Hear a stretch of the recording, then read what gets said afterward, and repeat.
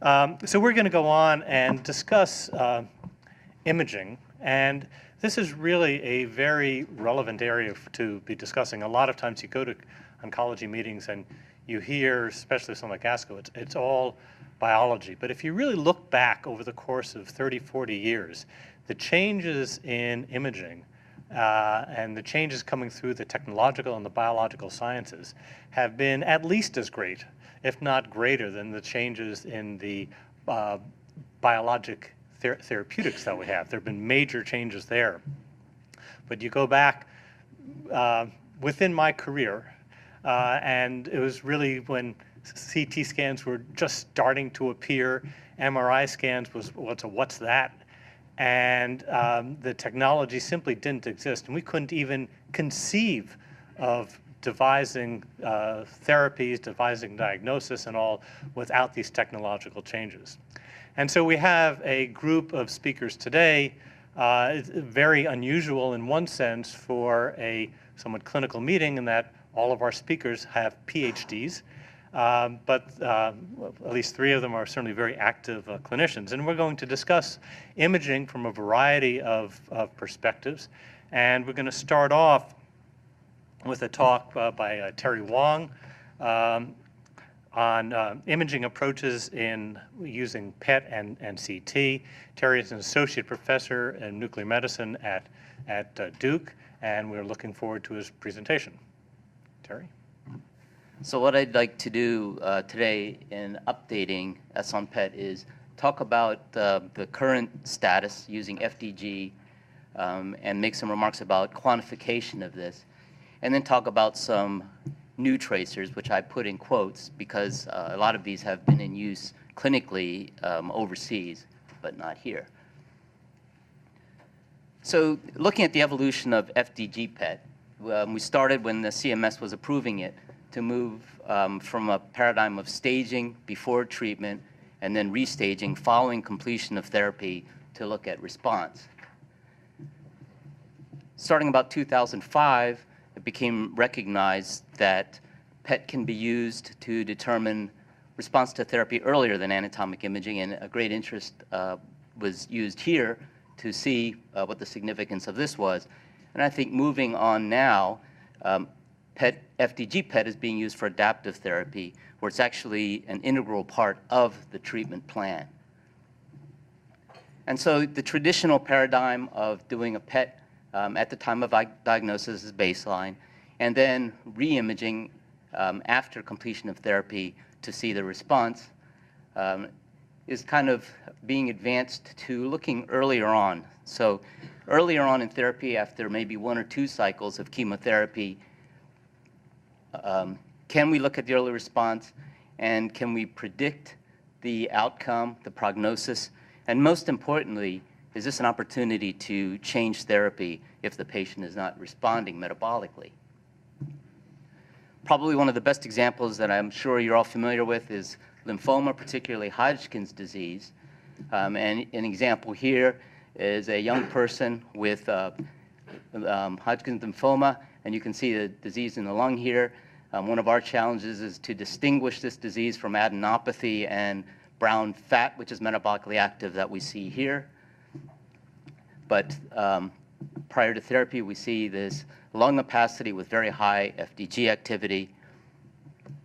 And the plan was a therapeutic protocol, which was ABVE, and then an interim PET CT at 2 cycles. And you can see the post 2-cycle scan on the right. And now we see that that mass has significantly decreased, and there's still a little amount of activity here. And one of the challenges remain, lymphoma is one of the best responding on FDG tumor types, but the question is still, how much of a response do we expect? It's good enough that we can evaluate visually, but there is still work to be done on what is the criteria here. And we usually use other tissues as a comparison, so liver or blood pool. And so there's still interest in how to interpret these and when is it really considered a complete response. We consider this a complete response, and if you look at this, After 2 cycles, we can see that it's reduced, but that after 4 cycles, it's even more reduced. And this patient was indeed NED after 2 years. So in Hodgkin's, there's a lot of data with FDG-PET. And so what are the applications this could be used to modify therapy for unfavorable Hodgkin's disease, perhaps stratification for radiation therapy, or de-intensification of therapy for favorable Hodgkin's disease patients. And some trials are taking advantage of this. Some of the collaborative groups are looking into this as well, where you do an initial staging PET and then look at early response after 2 cycles of the standard ABVD, and then escalate it if there's not a response.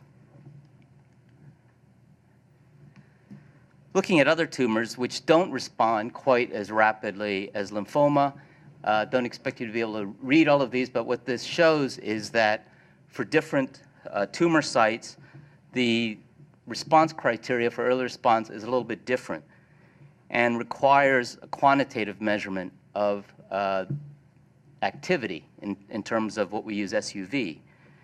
Now we can see here that in order to determine an early response, whereas in lymphoma it can be determined visually, in these others you have to quantify it, and we're looking on the order of about 20 to 40% decrease in the activity, or SUV.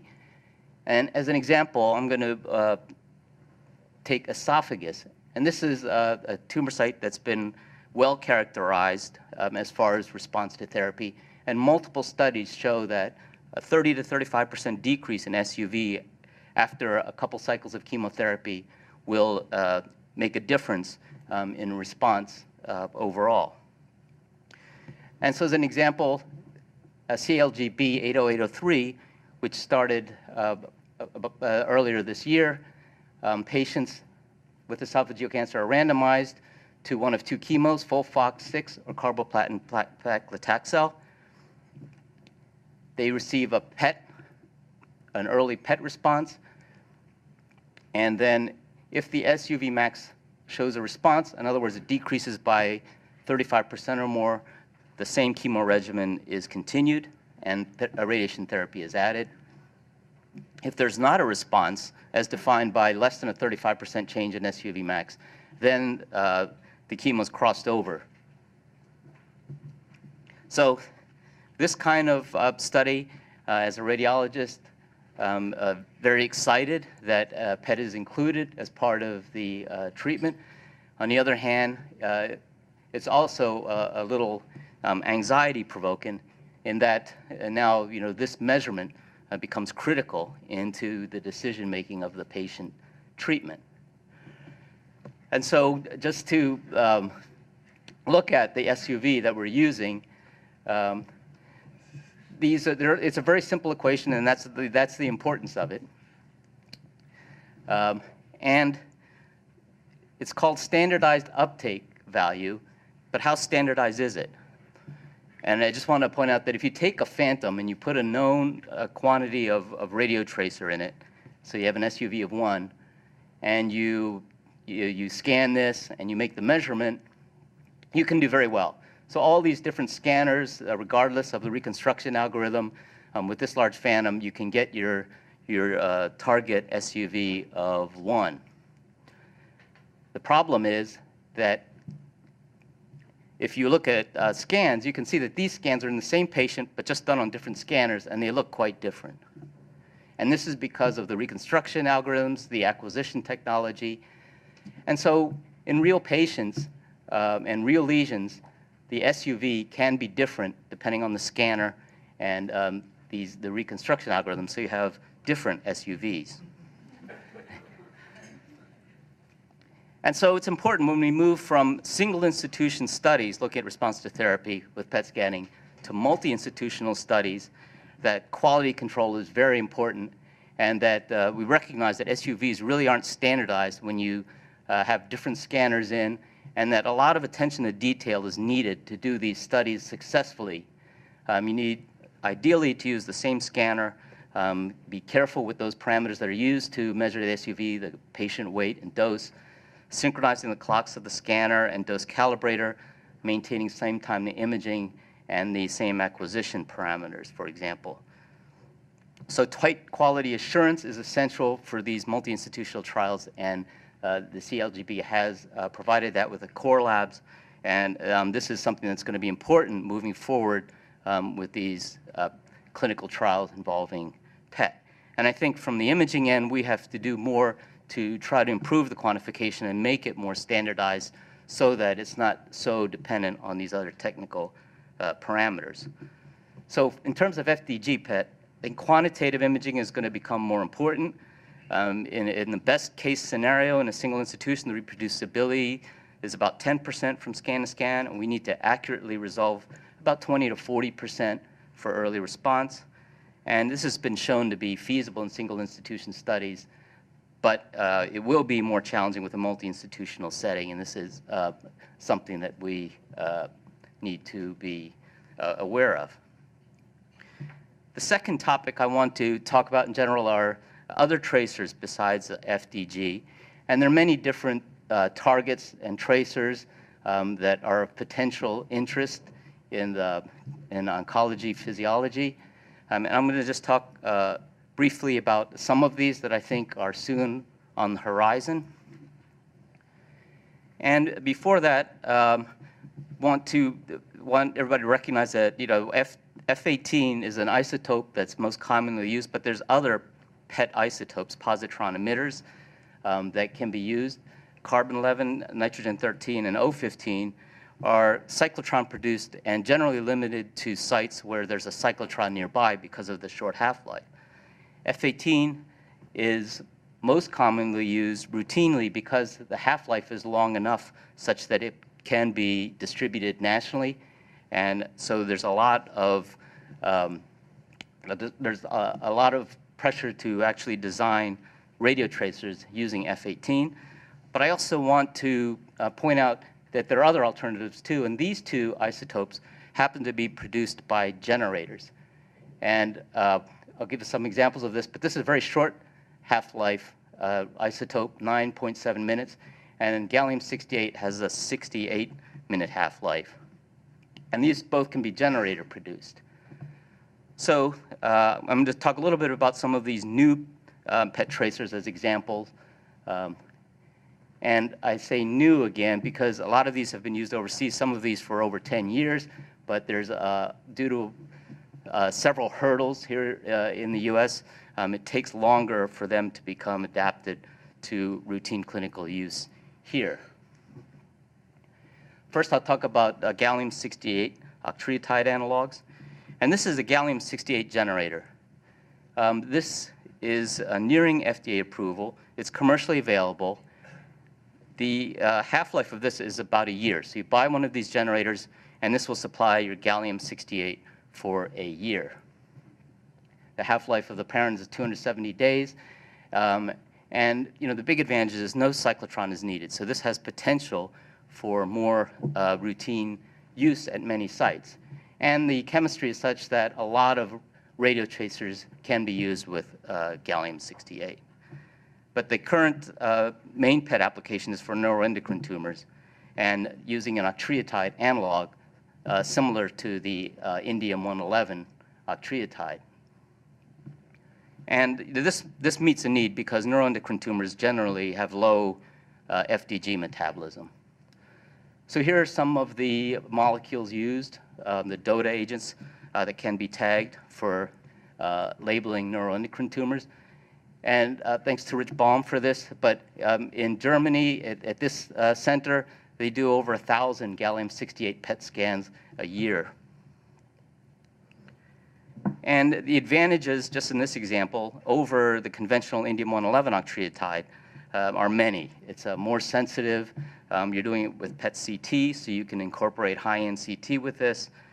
For the patient, it's a single-day, single-imaging study. So for the indium study, imaging is done at 4 and 24 hours, and then SPECT imaging is done, whereas the PET-CT, all of this can be done within a couple of hours. And finally, this offers the opportunity for accurate quantification. So here's a comparison of a planar image of indium-111 octreoscan versus gallium-68. And you can see many more lesions, the increased sensitivity of this. and indium SPECT up here at the top. And this takes several hours. Each of these takes maybe 45 minutes for each of these SPECT images. And remember, this is 24 hours after injecting, whereas all of this PET is accomplished over a couple hours, start to finish. And you can see much more, many more lesions in the gallium 68 PET. In addition, by labeling the DOTA, TUC, for example, with the gallium 68, you can substitute therapeutic beta emitters such as yttrium-90 or lutetium-177 and use this for a matching therapy to the imaging. The next tracer I want to talk about is F18FLT, and this is beginning to be used more in clinical trials. This is a marker for cell proliferation. It really runs by the exogenous or salvage pathway and not the endogenous, all upregulated with DNA synthesis. Unlike carbon-11 thymidine is not incorporated in the DNA, but trapped in the cell that way. And might think that this could be more valuable in looking at response to therapy by looking at more directly at cell proliferation. This is a study comparing FDG and FLT in esophageal cancer. And in the primary cancer, we see that they have a very similar distribution to mark the tumor. But one of the advantages is that the FDG is susceptible to post-treatment inflammation from radiation therapy, whereas the FLT is more selective in looking at tumor proliferation, so it doesn't have that, that problem as seen with FDG. Another example with lung cancer, we can see response to therapy after 2 grays of radiation and after 10 gray. We can see that one of the problems or potential problems with FLT is the high marrow and liver activity, and this may make it difficult to assess tumors in certain regions. Hypoxia markers, there's a lot of interest in this, and there's several F18 agents that are being investigated, as well as copper agents. These are redox compounds, and they're reduced under hypoxic conditions where they're trapped selectively in hypoxic cells. But this allows for steady-state PET imaging and is amenable to routine clinical use and perhaps treatment planning. Here's an example of 18FF MISO compared to FDG, and we can see one of the issues with hypoxia agents is the target to background isn't nearly as high as what we're used to with FDG, but we can see accumulation in this hypoxic head and neck cancer. One of the interesting things about this is you're all, I'm sure, familiar with this study.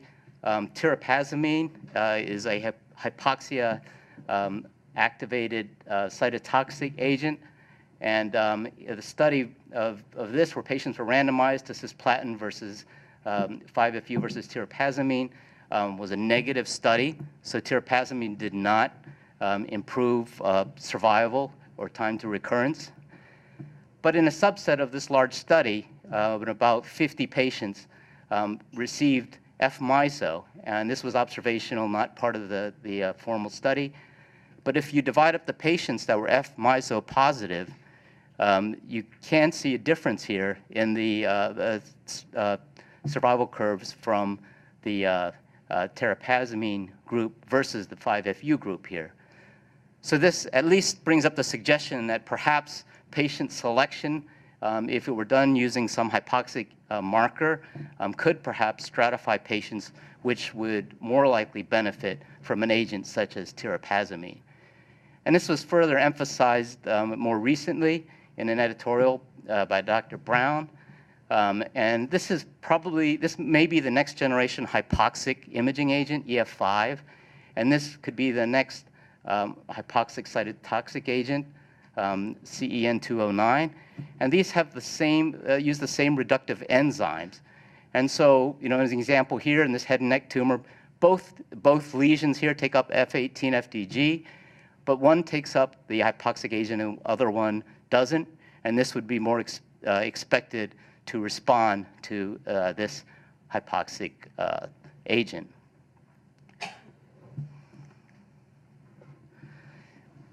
In addition, this is another generator-produced isotope, copper-62, and this again has the half-life of about 10 minutes. And so this enables multiple PET imaging during the same session. So this was, we did a few of these patients down the street from here. And so we could do PTSM PET as a marker of perfusion, ATSM PET as a marker of hypoxia, and then inject with F18 FDG and do that scan. So these were all done the same day. And we can kind of get a profile of these lesions. And in this adenocarcinoma, it was positive in all three. Another lesion here, which looks exactly the same on CT scan and FDG-PET, was positive for perfusion, but negative for hypoxia. So multiple parameters can be studied in a similar setting. And the final tracers I want to talk about are membrane synthesis, because prostate cancer is another blind spot for FDG. So there's an interest in several tracers that may be useful for prostate cancer. Ed Coleman and Tim DeGrotto were instrumental in developing a way to label choline with F18. And this is some of the initial work there showing that the SUV, the accumulation, is much higher in prostate adenocarcinoma compared to FDG-PET. And in some study by Beheshti, it can localize the tumor compared to the path section. And it may be useful in looking at early nodal disease, as shown here. So nodal staging of prostate cancer, which we really can't do effectively with FDG. The weakness of this and many of the others is really detecting small or early involved nodes where the tumor density isn't that high, and this remains one of the limitations of some of these agents. So in conclusion, as far as FDG-PET, I think we're moving from staging to restaging to early response. And now a lot of interest in adaptive therapy where FDG-PET is an integral part of the therapy design. The main challenge here is really quantification, both from the imaging standpoint and improving the ways we quantify it, and the quality assurance in the trials to be maintained as we move to multi-institutional studies. Beyond FDG, there's some promising PET tracers on the horizon, looking at cell proliferation on hypoxia, for example, and in addition, the interest in targeting malignancies that have traditionally low FDG uptake. Not all tracers need a cyclotron, and there could be a market or a way to use generator-produced tracers for more widespread availability and potentially lower cost. And in the future, hopefully we're going to have a menu of PET tracer options for metabolic profiling of tumors, which will eventually aid in guiding therapy. Thank you.